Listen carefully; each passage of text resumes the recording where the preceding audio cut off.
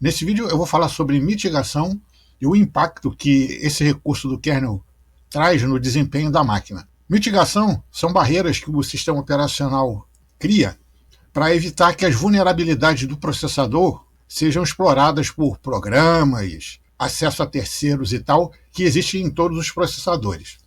Essas vulnerabilidades elas estão dentro do contexto de uso do processador.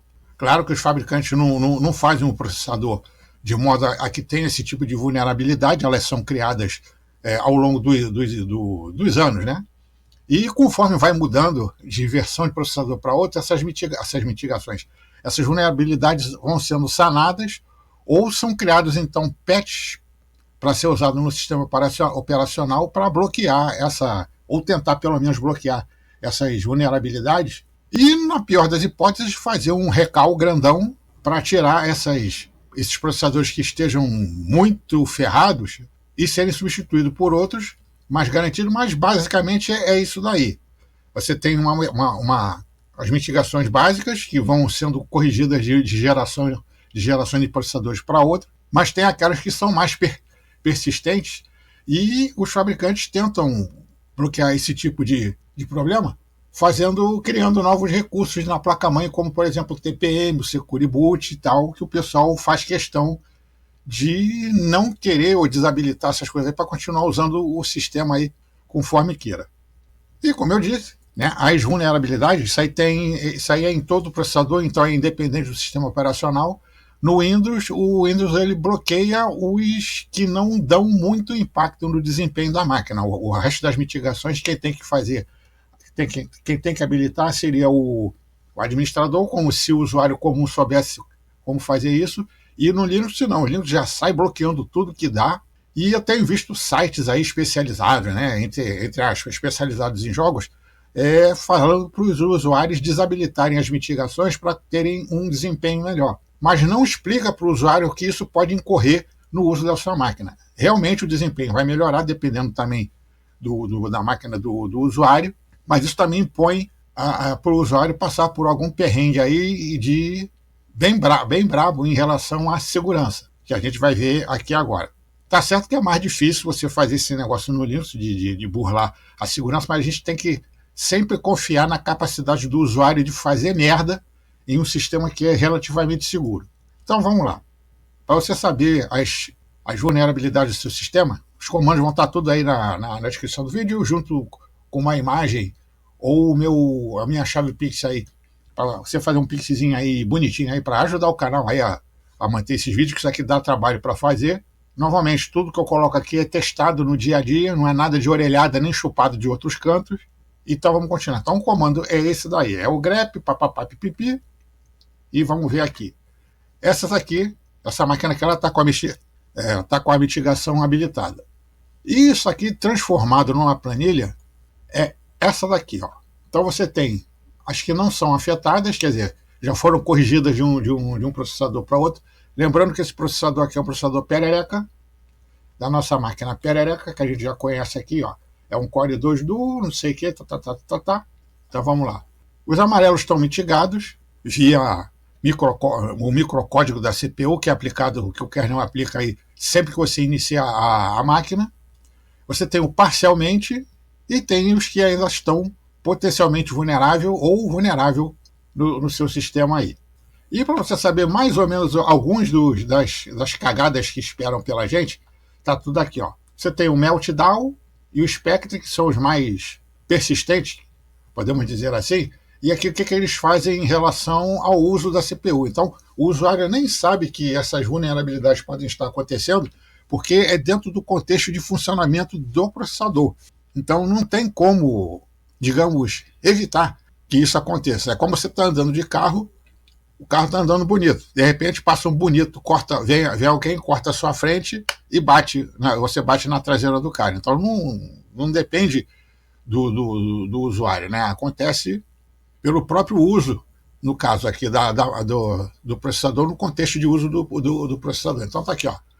Tudo isso aqui pode dar uma pausa no vídeo aí para vocês verem o que cada um desses aqui faz. Tem muitos outros aqui, esses aqui são só os principais ou os mais conhecidos, né, que faz menção ao tipo de vulnerabilidade que o processador com essas vulnerabilidades podem ocasionar no sistema. Então vamos ver o lance de fazer as comparações entre discos aí, sistemas aí com as vulnerabilidades habilitadas ou não. Aqui eu estou falando de Linux. Linux é mais difícil, né? Eventualmente as vulnerabilidades podem fazer com que certos arquivos possam ser remontados, mas tirar isso da máquina do usuário já são outros 500, diferente de máquinas Windows aí que, por causa da interação com a rede externa, aquela coisa toda, fica fácil ou relativamente fácil resgatar certos dados. No Linux não, mas como eu falei, né, o usuário só tudo de bom para fazer merda na máquina. Então, por exemplo, esse aqui é um E7, esse aqui é o E7400, vamos ver aqui então com a mitigação habilitada e não habilitada. Essa máquina aqui, o SATA dele não chega a ser SATA 3, só vai até SATA 2, apesar de estar no SSD. Então, por isso que os valores são bem próximos um do outro aqui. Esse aqui é com mitigação e sem mitigação. Então, não teve muita diferença de desempenho de um disco para o outro. Agora vamos ver numa máquina mais decente. Isso aqui é SSD, né? Esse aqui é com HD normal. HD normal também não tem muita diferença de uso.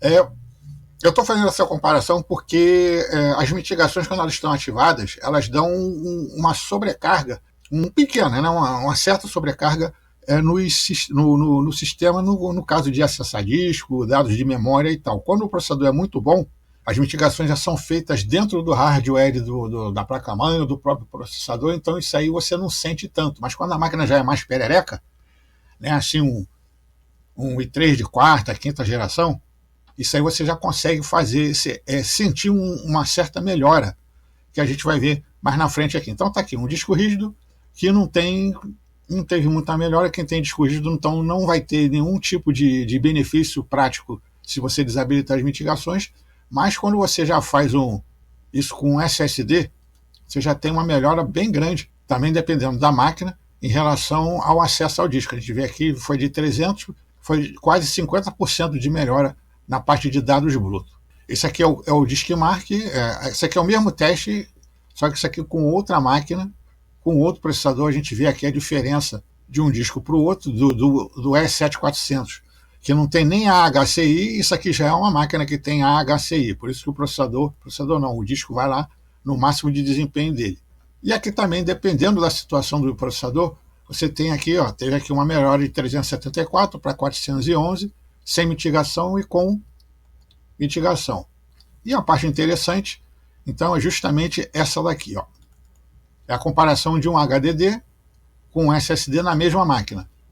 Sem mitigação, esse aqui é o HDD, não teve diferença nenhuma. Isso aqui é uma máquina boa. E esse aqui é o SSD, como mostrei naquela imagem normal lá da anterior. Com mitigação, 301 megas, e sem mitigação, 464. Mais de 50% de melhora, e basicamente em tudo. Você vê aqui os IOPS, né, o tempo de execução, a latência média. Só piorou um pouquinho aqui o uso da CPU. Mas, enfim, as mitigações, então, ela pode, dependendo da máquina, impor uma perda de desempenho ou um aumento de desempenho, dependendo do tipo de máquina que você esteja usando aí. E é justamente essas coisas aí que esses sites especializados eles não explicam para o usuário. Eles só falam assim, se você é usuário único na máquina, você pode fazer isso que o seu computador vai voar. Vai ser 1000% de desempenho. Aqueles tumbianos que a gente está acostumado a ver, né? 100% de internet se você fizer isso no seu processador, na sua banda larga, ou 500% de desempenho extra se você desligar isso ou aquilo. É sempre assim, mas é tudo clickbait, e os caras não fazem isso no dia a dia. Eles ouvem o galo cantar, mas não sabem aonde. E então o usuário ele tem que pesar os prós e contras se ele acha que vale a pena aumentar o nível de insegurança do seu sistema em prol de um melhor desempenho para ficar jogando na internet. Porque esses dados, como eu falei, eles podem ser restaurados e resgatados por programas que o usuário instale aí de fontes estranhas, até sites mesmo de internet aí, se bem que hoje em dia isso daí foi bloqueado na maioria dos sites. Mas a gente nunca sabe, né? Tem sempre aqueles sites que são preparados para isso, basta você ver, você recebe link por SMS no seu celular, clicou no link, fodeu.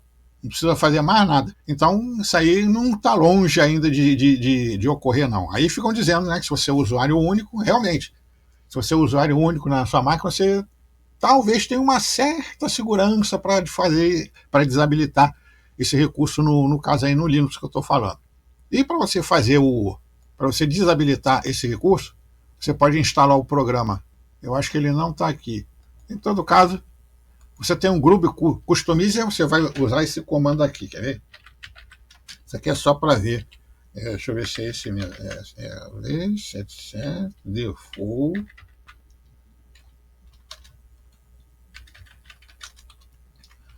Você vai vir nessa linha aqui e você vai escrever isso daqui, ó. Mitigations off.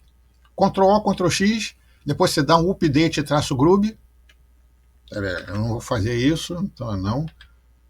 Seria sudo update groove, reiniciar a máquina e você vai estar com as mitigações desligadas, todas elas, no seu sistema. Tanto as que pesam quanto as que não pesam na sua máquina. Eu, sinceramente, eu não recomendo você desabilitar a mitigação do seu sistema operacional. Pô, se ele existe, é por uma razão.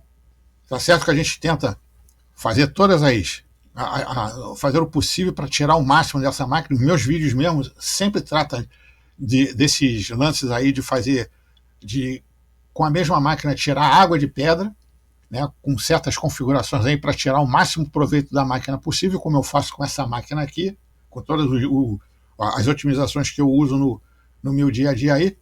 Mas eu não faço otimizações que prejudiquem a segurança do sistema.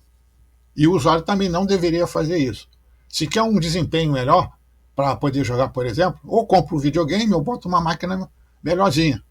Faz um overclock de memória, de processador, mas deixa a segurança sempre em primeiro lugar para depois não ficar reclamando. Vazam fotos minhas do meu Bilal, o pequeno todo torto, aí eu vou processar. E depois fica reclamando, dizendo que o sistema não é seguro. Não é seguro porque ele não é seguro. Ele se tornou inseguro porque o usuário fez merda. Mas, enfim, cada um na sua aí. Aqui, então, esse vídeo é só como aviso lá para o pessoal que quer testar novas funcionalidades no sistema, mas fique ciente que você está deixando sua máquina descoberta. E o vídeo que a gente tem para hoje é isso aí. Você já sabe, né? Chave Pix lá na descrição do vídeo, ou então um linkzinho com um QR Code para você botar um dezão lá na conta do papai aqui, para continuar botando vídeo de qualidade nessa porra. E se você gostou ou não gostou, você não se inscreva no canal, não divulgue com os amigos, não bote nas redes sociais, não peida, não fuma, não fode, não sai de cima que eu tô cagando. E depois a gente volta aí com outro vídeo maneiro sobre qualquer coisa. Então, valeu!